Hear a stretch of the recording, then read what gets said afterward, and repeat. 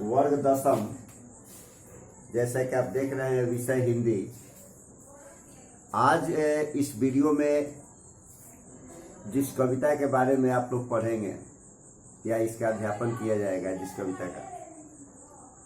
कविता का शीर्षक है आत्मकथ्य। ऊपर यहाँ देख रहे हैं आत्मकथ्य। इसके रचनाकार हैं, कलमकार हैं कवि जयशंकर प्रसाद। पहले जयशंकर प्रसाद के बारे में हम दो शब्द समझ लें। इनका जन्म 1889 ईस्वी में हुआ और मृत्यु उनकी 1937 ईस्वी में हुई। मतलब जयशंकर प्रसाद का जो काल रहा वो ब्रिटिश हुकूमत का काल रहा, क्योंकि इनकी रचनाओं में इसकी छाप भी देखने को मिलती है। ये छायावादी कवि माने जाते हैं। छायावाद के 4 स्तंभों में एक प्रमुख स्तंभ माने जाते हैं पंत प्रसाद वर्मा निराला। जो 4 की जोड़ी आती है छायावाद में, उसमें जयशंकर प्रसाद सिरमौर हैं, अग्रगण्य हैं। कविता चूंकि छायावादी शैली में लिखी हुई है तो थोड़ा सा इसे समझने में हल्की परेशानी हो सकती है, लेकिन मैं चाहूंगा कि इस वीडियो में इस समूची कविता के भाव को समझा दिया जाए। यदि दूसरी वीडियो में इसे स्थान दूंगा तो फिर से सारी भूमिका बतलानी पड़ेगी, तो थोड़ा सा इसको ध्यान में रखेंगे। इसलिए थोड़ा काफी एकाग्र होकर के, चूंकि छायावादी शैली की कविता है, इसको ध्यान में रखेंगे, इस पर ध्यान देंगे। जयशंकर प्रसाद छायावादी काव्यधारा के सिरमौर कवि हैं, पहले ही है। छायावादी काव्यधारा के सिरमौर कवि माने जाते हैं, जिन्होंने सौंदर्य, प्रेम, वेदना एवं मानवतावादी दृष्टिकोण का भावपूर्ण चित्रण किया है। ये तमाम चीजें आप देखें, सौंदर्य भी है, प्रेम भी है, वेदना है और मानवतावादी दृष्टिकोण भी है, और इसका भावपूर्ण चित्रण इनकी लेखनी के द्वारा हुआ है, किया गया। प्रस्तुत का पाठ में कवि ने अपने जीवन की व्यथा कथा का मार्मिक वर्णन किया है। अपनी जीवन की व्यथा कथा, जिसे आत्मकथ्य संज्ञा दी गई है। एक्चुअल होता क्या है कि जो अपने जीवन की कहानी होती है उसका कोई शीर्षक नहीं दिया जा सकता। एक बहुत बड़े शायर ने कहा, आगाज जो होता है वो अंजाम नहीं होता। आगाज जो होता है वो अंजाम नहीं होता, क्योंकि अपनी कहानी का कोई नाम नहीं होता। चूंकि अपनी कहानी का कोई नाम नहीं होता है, इसलिए वो आत्मकथ्य, आत्मकथा ही कही जाती है। तो ये तो शीर्षक से ही झलक रहा है कि ये अपनी दास्तान है, अपनी कहानी है, आत्मकथा है, आत्मकथ्य है। जीवन की व्यथा कथा का मार्मिक वर्णन किया है। अब जीवन यथार्थ एवं अभाव पक्ष का, दोनों, जीवन यथार्थ भी, ये जीवन यथार्थ का मतलब, कुछ लोग ऐसे होते हैं जो वास्तव में होते कुछ हैं लेकिन दिखाते कुछ हैं। होते कुछ हैं, दिखाते कुछ हैं। तो ये जीवन यथार्थ नहीं हुआ जो सच में है। क्यों कि जो सच्चाई होती है उसे बताने में लोग परहेज भी करते हैं, सही तरीके में नहीं बता पाते ये। लेकिन सही तरीके में जो बता पाता है जीवन यथार्थ को, इससे ये प्रमाणित हो जाता है वह काफी उदारवादी कवि है, जो किसी चीज का पर्दा नहीं रख रहा है, सच्चाई को हमारे सामने ला रहा है। जैसे मैंने पहले कहा कि कुछ लोग दिखाने की कोशिश करते हैं, दिलों में आग और नजर पे गुलाब रखते हैं। शायर कहता है कि दिलों में आग, अंदर से जल रहे हैं, दिलों में आग नजर पे गुलाब रखते हैं, हर शख्स अपने चेहरे पे दोहरी नकाब रखते हैं। शायर कह रहा है कि सारे लोग अपने चेहरे पर दोहरी नकाब रखते हैं। कुछ हद तक सही भी है, क्योंकि दो लाइफ होती है, एक रियल लाइफ और एक रियल लाइफ। औसतन इंसान का रियल लाइफ अलग होता है और रियल लाइफ अलग होता है। ऐसे विरले ही होते हैं प्रसाद की तरह जिनका रियल लाइफ और रियल लाइफ दोनों एक होता है। महात्मा गांधी की तरह जिनका रियल लाइफ और रियल लाइफ एक है। तो यह समझेंगे जीवन यथार्थ एवं अभाव पक्ष का मार्मिक चित्रण कविता की विशेषता है। प्रेमचंद के ये समकालीन हैं और 1932 में पहली बार जिस पत्रिका का संपादन प्रेमचंद करते थे, हंस पत्रिका का, 1932 में ये कविता मित्रों के आग्रह पर प्रसाद ने लिखी थी और छपी थी। मतलब इतनी पुरानी कविता है और आज हम लोग इतने वर्षों बाद इसे पढ़ रहे हैं। इसका मतलब कि इस कविता में जान है। अब जरा देखें, मधु गुनगुनाकर कह जाता है कौन कहानी यह अपनी। एक एक पंक्ति का थोड़ा सरल भी है, कौन भाव पक्ष गंभीर है, तो वो मैं समझाता जाऊंगा और पंक्तियों का आप खुद से स्मरण करेंगे तो उसका भी अर्थ आपके समझ में आएगा।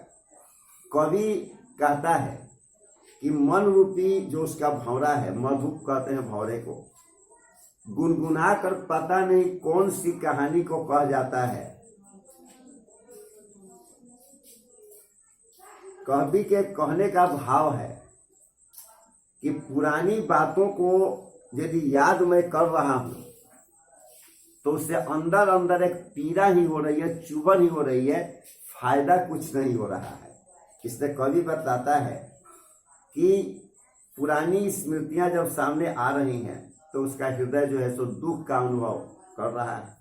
तो मन रूपी भंवरे से प्रश्न कर रहा है कि इस अंतहीन विस्तार में जीवन की इस अनगिनत जो काफी विस्तार फैला हुआ है, ऐसी कितनी इस जीवन में अनगिनत घटनाएं घटी।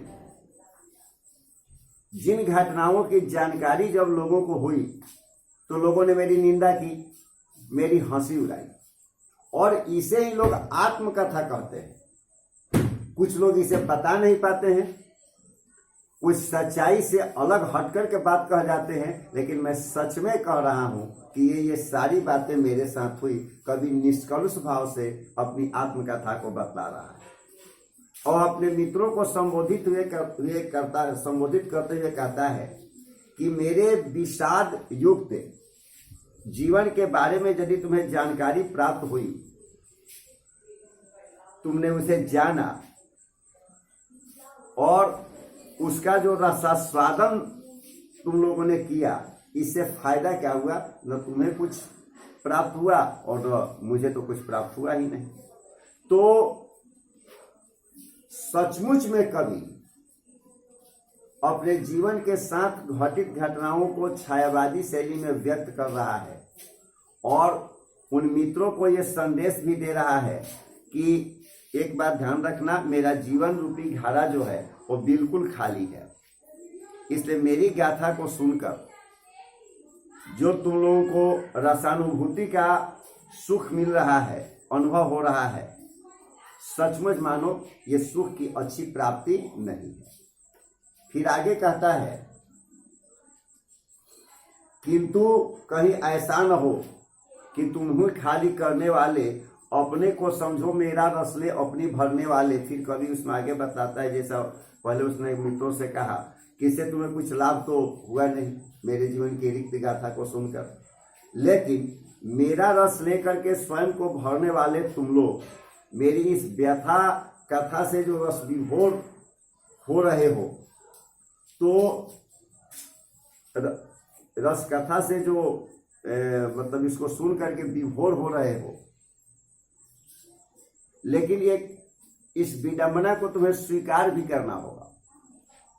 बेशक तुम लोग इसमें रसानुभूति ले रहे हो, अनुभव कर रहे हो, लेकिन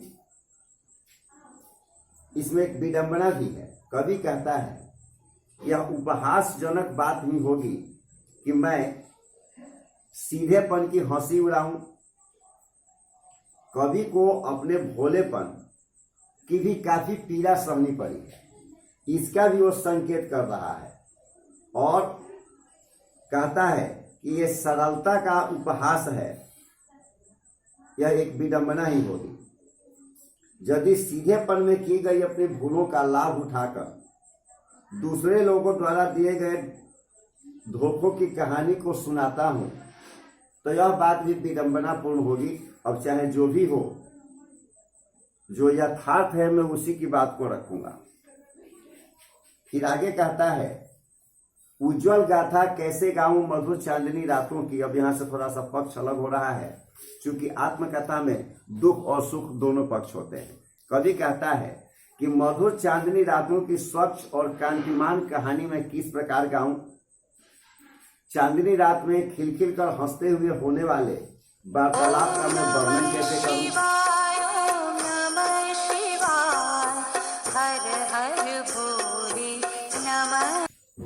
मुझे वह सुख कहाँ मिल पाया जिसका स्वप्न देखते देखते मैं जाग गया था। आलिंगन में आते आते मुस्किया कर जो भाग गया। कवि कहता है कि जो सुंदर स्वप्न में मेरे आलिंगन में आते आते मुस्कुरा करके भाग गया था, उस की कहानी को मैं कैसे कहूँ। चूंकि जो सुख है प्राप्ति मुझे हुई नहीं, उसके बारे में मैं कैसे बताऊं। जिस सुख की कल्पना की थी वह उस कवि को मिलते मिलते रह जाता है, उसके हाथ कुछ आता नहीं है। तो इस प्रकार सुख से वंचित रह जाने की दुखमय गाथा जो है, कवि कहता है कि इसका वर्णन अत्यंत कठिन है। फिर आगे कहता है जिसके अरुण कपोलों की मतवाली सुंदर छाया में, कि जिसके लाल कपोल कहते हैं गाल को, सुंदर उन्मत्त छाया में प्रेम से भोर मृदुल पर अनुराग से परिपूर्ण अपना सौभाग्य प्राप्त करती थी, उस दिव्य सौंदर्य की स्मृति ही अब मुझ थके हुए यात्री के लिए रास्ते का संबल बनी है। जिसके अरुण कपोलों की मतवाली सुंदर छाया में अनुरागिनी उषा लेती थी निज सुहाग मधुमाया में। कवि अपनी प्राचीन कुछ सुंदर स्मृतियों के लिए इशारा कर रहा है और कहता है कि तुम मेरे अंतर मन को खोलकर उस स्मृति को इस प्रकार से क्यों देखना चाहते हो। किसी की गुदरी सिलाई को उधेर कर देखना अच्छी बात नहीं है। आप पंक्ति को जरा सा ध्यान देंगे, उसकी स्मृति पाथेय बनी थी थके पथिक की पंथा की, सीवन को उधेर कर देखोगे क्यों मेरी तुम। मतलब जैसे कोई आप समझे कि बिछावन वगैरह जो कुछ सिला हुआ रहता है, उसके बारे में काफी जानकारी के लिए यदि एक एक टाके को खोल करके देखा जाए तो कवि उस बात को इशारा कर रहा है कि यदि तुम लोग चाहते हो कि मेरी व्यथा कथा के सीवन को उधेर करके देखें तो इससे कोई विशेष विशिष्टता आपको दृष्टिगत नहीं होगी। कवि कहता है कि अनुराग भरे सौभाग्यशाली क्षण आए और भोर की लालिमा से भी सुंदर उन्मत्त और प्रेम से परिपूर्ण रहे हैं, और उन मधुर क्षणों की याद के सहारे कवि अपनी वेदना भरी जीवन यात्रा में आगे बढ़ता चला जा रहा है, और उन स्मृतियों को उसने अपने अंतर्मन में संजो करके रखा हुआ है। वो अपने आप से प्रश्न करता है कि अंतर्मन में छिपी हुई मेरी मधुर स्मृति को तुम लोग क्यों देखना चाहते हो। अर्थात इससे तुम्हें आनंद नहीं बल्कि दुख की ही प्राप्ति होगी। यदि तुम देखोगे ही तो इससे तुम्हें दुख की ही प्राप्ति होगी, सुख की प्राप्ति नहीं होगी। छोटे से जीवन की कैसे बड़ी कथाएं आज कहूं। कविता का जहां अंत हो रहा है, इस छोटे से जीवन की बड़ी कथा आज मैं कैसे कह दूं। कहने का मतलब है कि छोटे से जीवन की बड़ी कहानी को आज मैं कैसे कह दूं, ये अच्छा नहीं होगा, क्योंकि मैं दूसरों की कहानियां आज तक सुनता हुआ चुप रहा, और तुम मेरी भोली आत्मकथा को सुनकर के भी भला क्या करोगे।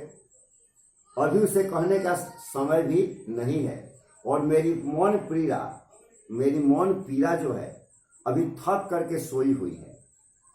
कभी छोटे से जीवन में ही उसे बहुत दुख सहने पड़े हैं कवि को, इसलिए वह चुप रहकर दूसरों की कहानियां ही सुनना चाहता है। उसे लगता है कि लोगों के लिए आत्मकथा का कोई विशेष उपयोग नहीं है, यह आत्मकथा लिखने का उचित समय भी नहीं है, और उसके हृदय की वेदना अभी सुसुप्तावस्था में है। जैसा मैं पहले आपको कहा था कि मित्रों के आग्रह पर उन्होंने अपनी आत्मकथा को छायावादी शैली में लिखी। इस पूरी कविता में कवि अपने जीवन की दुख भरी गाथा का जो चित्रण किया है, उसके बारे में यही संकेत देता है कि यदि मैं अपनी जीवन की व्यथा कथा को, झूठ तो नहीं मैं नहीं कर सकता, सच में तुम्हें बतला रहा हूँ, लिख रहा हूँ, तो मेरी इस दुखपूर्ण गाथा को सुनकर आप यदि उसमें रसास्वादन का अनुभव करेंगे तो उसमें ऐसी कोई वस्तु आपको नहीं मिलेगी जिससे आपको कोई विशिष्ट रसास्वादन हो जाए, क्योंकि किसी के दुख दर्द में वाला रसास्वादन मिलेगा भी तो क्या, ऐसे कुछ विशेष नहीं मिलेगा। और सही समय भी नहीं है कि मैं अभी अपनी आत्मकथा को लिख पाऊँ, ऐसा उन्होंने अपनी अभिव्यक्ति दी है। लेकिन चूंकि मित्रों का जो आग्रह हुआ और उस आग्रह के चलते उन्होंने एक कविता लिखी छायावादी शैली में, जो इनके जीवन की दर्द भरी दास्तान की ओर इशारा करता है। इस पाठ से संबंधित जो कुछ ऐसे शब्द आपको मिलेंगे जिसका अर्थ आपकी समझ में न आए, तो पुस्तक के पीछे शब्दकोश जो दिया हुआ रहता है उसमें मिल जाएगा। यदि इसके बाद भी कोई ऐसा शब्द हो तो लाइव क्लास में भी उसका प्रश्न आप कर सकते हैं, और नहीं तो मेरा नंबर सुलभ है, सबके पास है, उससे भी आप संपर्क कर इसकी जानकारी ले सकते हैं। तो ये जो कविता की आत्मकथा हुई जयशंकर प्रसाद की, इससे संबंधित इसके जितने सारे प्रश्न होंगे जो आपके पाठ्य पुस्तक में होंगे, उन सारे प्रश्न पत्रों को आप हल करेंगे।